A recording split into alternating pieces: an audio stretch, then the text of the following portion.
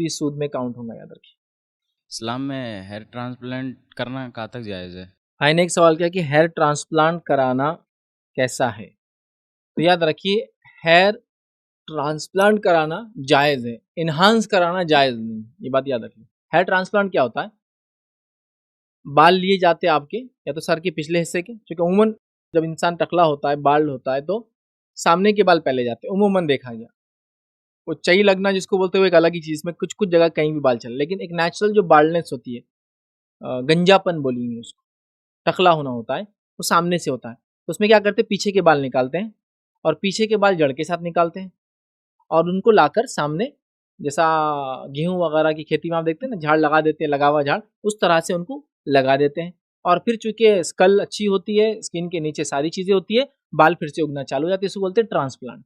और hair enhance क्या होता है, इन्हांसमेंट, आपके बालों को नकली बाल लाकर इलेक्ट्रिक प्रेस से या एक मशीन होती है उसे चिपका दिए जाते हैं। जैसा फॉर एग्जांपल एक औरत के बाल सिर्फ यहाँ तक बढ़ते ही नहीं, तो दूसरी औरत के बड़े बाल लाए जाते हैं और उनको लाकर उसके बालों में ऐसा इंसर्ट किया जाता है उस मशीन से कि वो जब आपके बालों में चिपकते हैं तो आपके बालों का पार्ट बन जाते हैं और फिर आपके पीछे के बाल बढ़ते हैं तो ये बाल भी आगे बढ़ते जाते हैं, जिससे आपके बाल लंबे होते हैं, इन्हांस हो जाते हैं।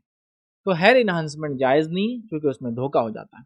हेयर ट्रांसप्लांट उलमा ने कहा ये जायज़ है। उसकी वजह ये है कि इंसान को बाल होना उसकी फितरत है, फितरत में चेंज कुछ भी नहीं है। फितरत में चेंज लाना इस्लाम में हराम है, तब्दीली करना हराम है। ऐसा मेरी नाक चौड़ी ऐसी फैली हुई तो मैं उसको छोटी कराना चाह रहा हूँ, हराम है।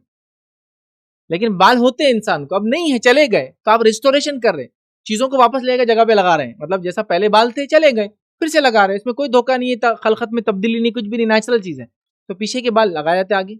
सेकंड होता है कि बॉडी के किसी और पार्ट के बाल लिए जाते हैं, खास तौर से जो बाल लिए जाते हैं बॉडी के दूसरे पार्ट के, अगर पीछे ना हो पूरा ही, अगर बाल हो जाए इंसान, तो या तो शर्मगा के पास के बाल लिए जाते हैं या तो बगल के बाल लिए जाते हैं, क्योंकि यही दो बाल है जिसमें बढ़ने की सलाहियत है बहुत ज्यादा। बाकी ये बाल रुए होते हैं, हाथ के बाल रुए होते हैं, पैर के बाल भी रुए होते हैं, उनमें बहुत लंबा होने की सलाहियत नहीं होती है। लेकिन बगल के बाल, शर्मगा के बाल, ये दो ही जगह होते हैं जो बढ़ते चले जाते हैं काफी लेंथ, तो सर के जैसे होते हैं। या तो सर के लिए जाते हैं या तो दाढ़ी के लिए जाते हैं, ठीक, या तो मूछी के लिए जाते हैं, लेकिन बगल के और शर्मगा के बाल कॉमनली यूज होते हैं, तो ये बाल फिर निकाले जाते हैं और सर में लगा दिए जाते हैं। तो इसमें कोई हर्ज नहीं, उलमा के फतवा मौजूद है, ऐसा किया जा सकता है। इसके साइड इफेक्ट्स, ये सक्सेसफुल रहेगा अनसक्सेसफुल रहेगा, ये सब आप अपना डॉक्टर से बात करके देख लें, बट शरन ऐसा करना जायज़ होगा।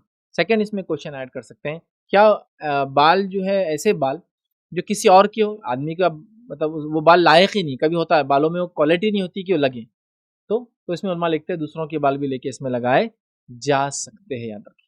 लेकिन ये बात तो बिल्कुल दुरुस्त और तय है कि अपने जिस्म के बाल तो इस्तेमाल, पीछे के बाल या साइड के बालों को भी यहाँ लगाना, इसमें इंशाल्लाह अज़ीज़ कोई हर्ज नहीं, चूंकि पहले से मौजूद चीज को आप वापस कर रहे हैं, इसमें कोई तब्दीली, कोई नयापन, कोई खलखत में चेंज आप नहीं ला रहे। बाल आपको पहले थे, चले गए, आप वापस लगा रहे, चाहे आप जवान है चाहे बूढ़े, कोई मसला नहीं, कोई भी कर सकते हैं। होता है कभी 20-25 साल उम्र है बाल चले जाए,